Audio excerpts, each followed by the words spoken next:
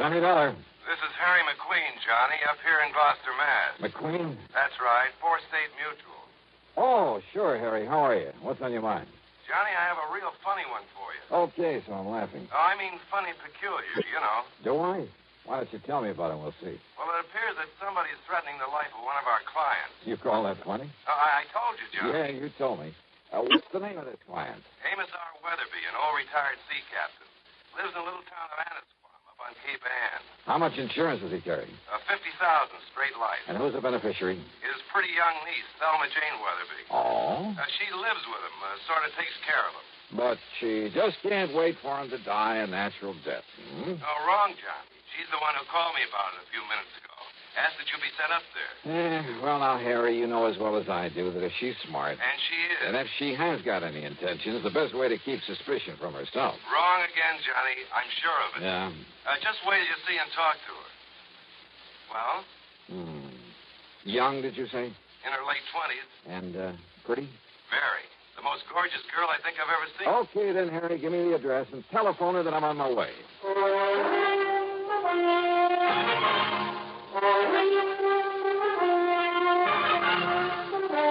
CBS Radio brings you Bob Bailey in the exciting adventures of the man with the action-packed expense account. America's fabulous freelance insurance investigator. Yours truly, Johnny Dollar.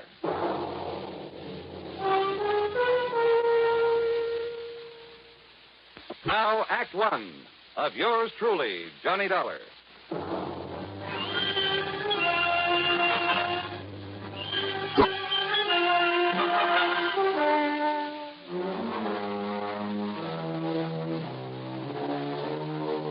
Expense account submitted by Special Investigator Johnny Dollar to the Four State Mutual Insurance Company, Gloucester, Massachusetts office. Following is an account of expenses incurred during my investigation of the boat out of the blue matter.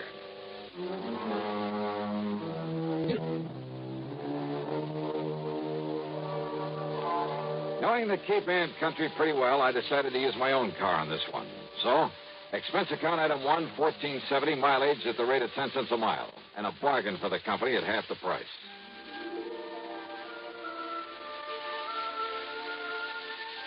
Annisquam, on the northwestern end of the Cape, is a pleasant little settlement, unspoiled by the vacation crowds. A kind of quiet summer haven for writers, poets, and painters, with a few large and very old homes. The address that Harry McQueen gave me turned out to be one of them. Set on a high, sandy knoll, it was a big frame house with hip roof, shingled turrets, and cupolas, half a dozen gables and dormer windows, all of it dripping with gingerbread and covered with Boston ivy. It looked out over the sparkling blue waters of Annisquam Bay. On one corner was a big tower with a platform on top surrounded by a heavy, well-polished brass railing. A flagpole carried not only the national ensign, but a couple of signal flags on separate lines below a sort of yardarm, I guess you'd call it. Another shorter pole supported a weather vane and one of those revolving things to measure wind velocity. The whole place, in spite of its weather-beaten age, was in good condition. Was what the owner, according to Harry's description of them, would probably call shipshape. All very interesting and colorful. What interested me most, though, was the vision that greeted me at the front door. And I mean vision. Yes? Oh, you must be Johnny Dollar. Any description of Thelma Jean Weatherby could only end up in the Department of Understatement. She was tall, well-tanned, and beautiful. A sort of honey blonde with clear, exciting blue eyes. The sort of figure that you dream about. She was wearing a well-cut pair of blue silk capris. Johnny? And a blouse of lighter blue chiffon. The freshening breeze caught a wisp of her hair and gently flicked it across that beautiful face in a sort of caress. I caught the faint scent of Arpege. Johnny, what's the matter with you? Huh? You are Johnny Dollar, aren't you?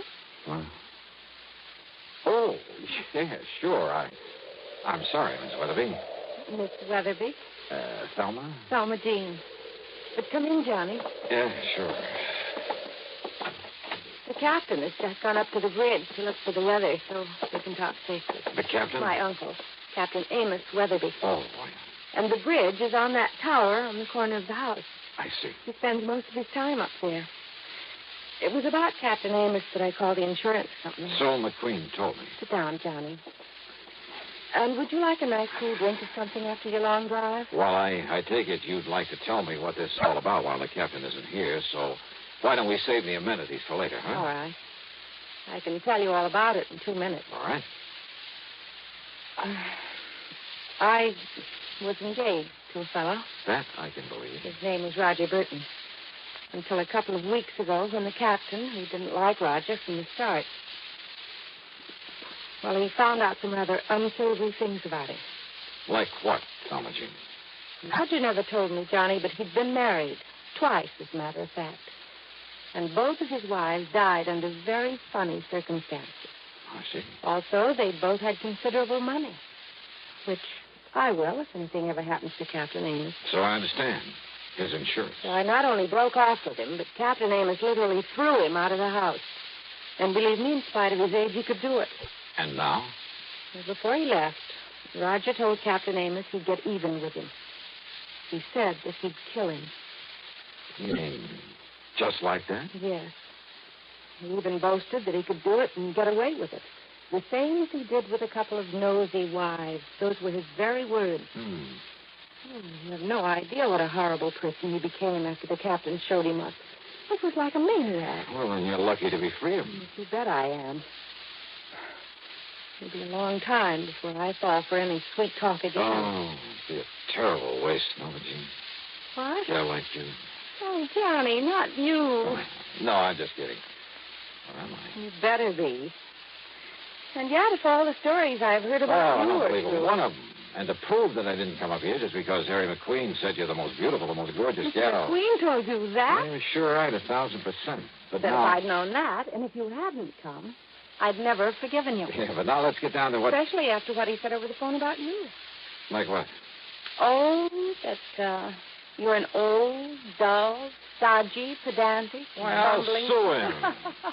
And I'll certainly try to prove otherwise. But right now... Now, Johnny. Now, let's get down to business. Well,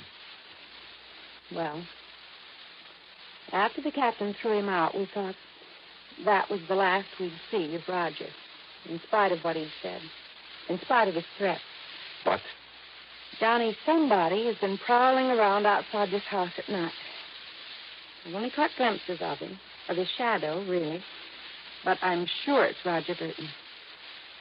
It can only mean one thing, Johnny. He's here to carry out his threat against Captain Amos.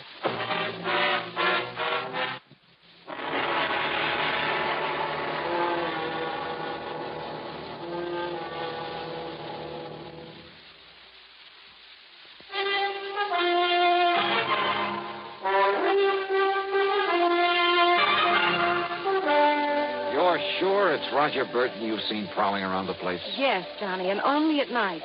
And he's supposed to have left Annisquam to have gone out west or something. Now, don't you see what that means? That he's going to carry out his threat to kill Captain Amos.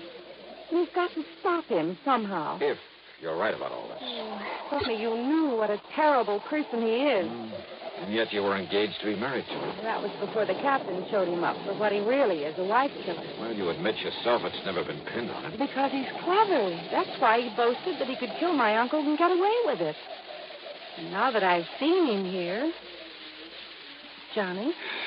He hasn't made his presence around here known to anyone else, Thelma Jean? I'm sure he doesn't know that I've seen him. But now Well, listen, just what has he done? all I know is that I've seen him, or his shadow, poking around outside in the yard between here and the cell. Then last The cell? night... What's that? Look, you can see it from this window. There.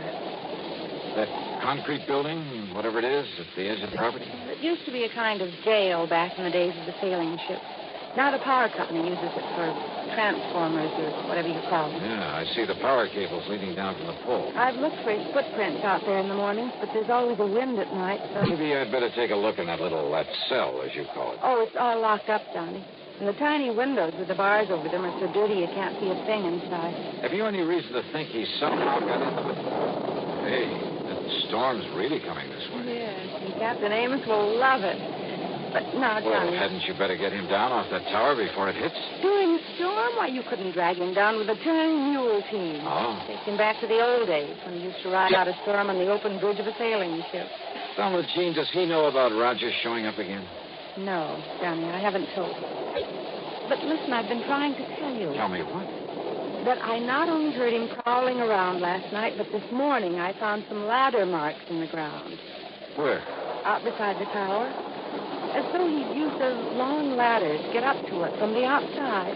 Ladder. I don't know what else they could be. This feller, and for the moment we'll assume that it is Roger Burton. Oh, I'm sure of it.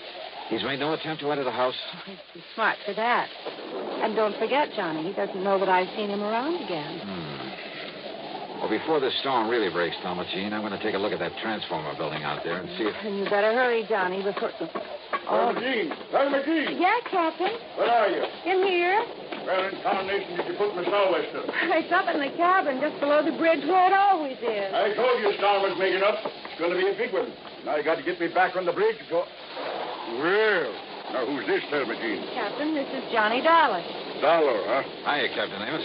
Another crooked landlubber come here to trouble you? Oh, no, Captain. Johnny's just an old friend who dropped in. Yeah? With the storm coming up, Big one, I tell you. Been in all the papers. But me, I told you it was on the way 5-6 days ago. The way the barometer on the bridge has been behaving. Yes, I know. So I've asked Johnny to stay for the night. Oh? Well, whatever me little girl wants, Thelma Jean, you know that. But, Johnny? Yes, sir? You do anything to hurt me little girl, and by Jupiter, I'll keel haul you. Don't worry, Captain. All right. Sou'westers in the cabin up there? Aye, sir. Then I'll see you below here when the storm's over. I'll bring your dinner up to you. Oh, when I'm riding on a storm, don't be silly, woman. Aye, sir. Johnny, if you're going out to look at that cell... First, I want you to show me where you found the ladder marks, okay? Aye, sir.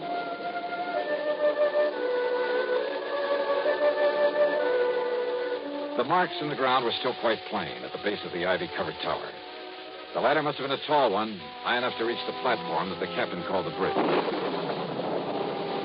I found, rather, a couple of things. A heavy lightning rod extended up the side of the tower, well hidden by the ivy.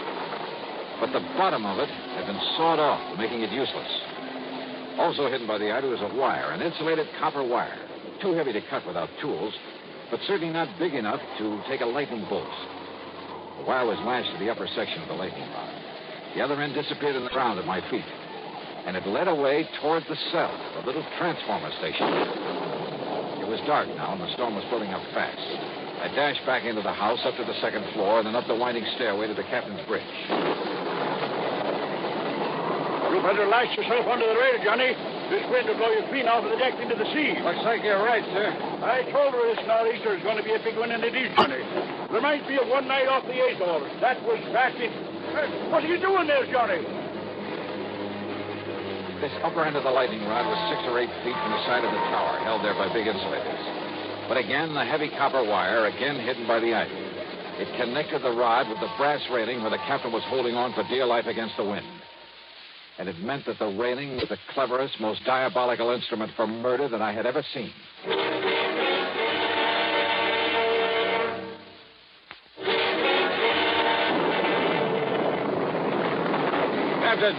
Captain Amos. Listen to her blow, Johnny. Listen, we've got to go below. Below, and Mr. Storm like this? Come on, Juan. It'll thunder like hysteria. Listen to me. Keep away from that rail. Let go of this rail. It'll blow us into the sea. I tell you, get away from that Keep rail. your hands off me, you blubbering young... Sorry.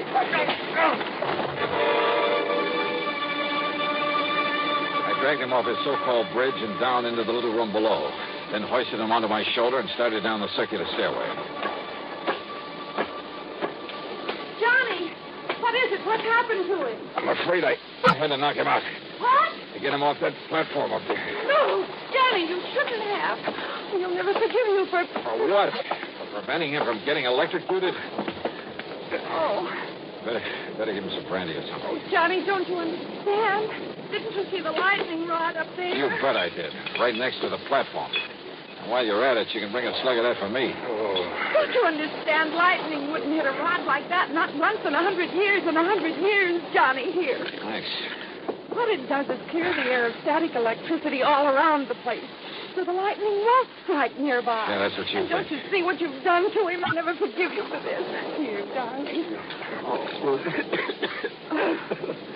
Now listen, Thelma Oh, Jean. Johnny, you've hurt him. Well, I'm sorry, but now listen. You're going to be a lot more sorry. Thelma Jean. There's nothing you can say, Listen to Johnny. me.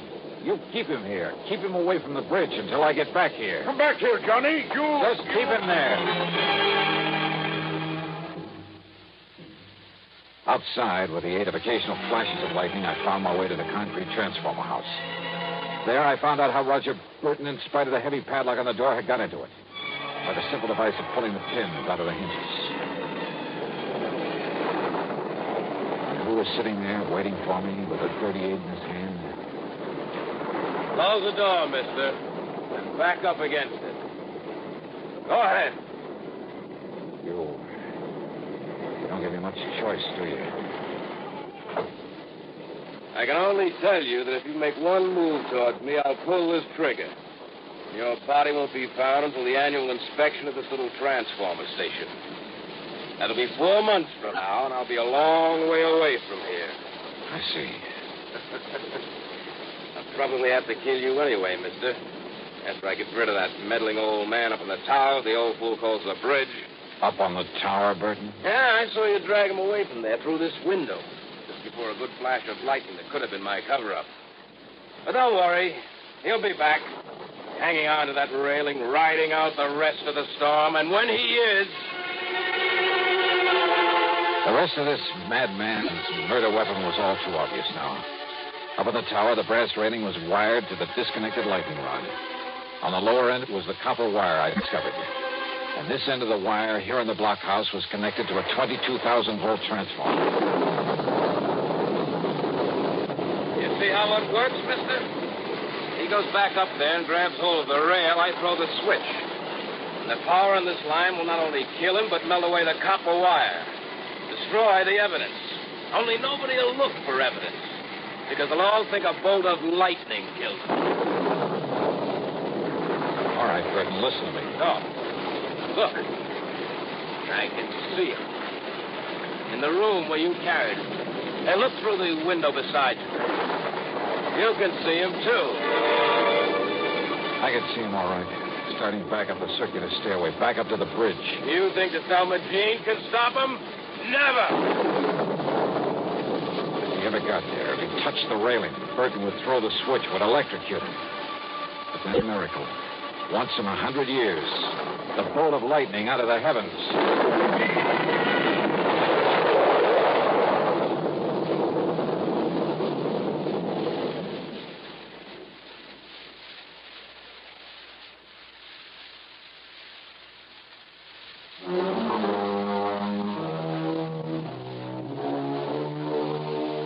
Yeah. The bolt of lightning had struck the rod high up on the tower, had streaked down the wire into the blockhouse, had fairly exploded inside of it. The force had blown me out through the door, and it was a couple of hours later inside the house before I was able to move. Burton, holding the switch, had been killed instantly. I'm glad I hadn't tried to get any closer to him. It was a bolt out of the blue. It was justice in its own strange fashion. Expense account total, including a checkup by one of the local medicos, some new clothes, mine were in shreds, incidentals, and the trip back to Hartford, $171.50. Yours truly, Johnny Dollar.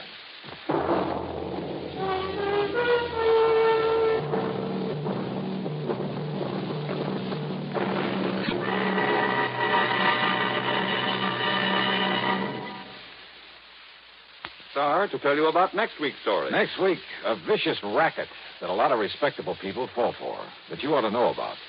Join us, won't you? Yours truly, Johnny Dollar.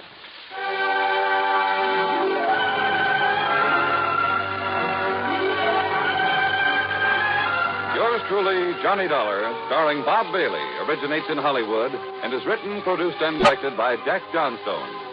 Heard in our cast were Virginia Gregg, Carlton G. Young, Ralph Moody, and James McCallion. Be sure to join us next week, same time and station, for another exciting story of Yours truly, Johnny Dollar. This is Jim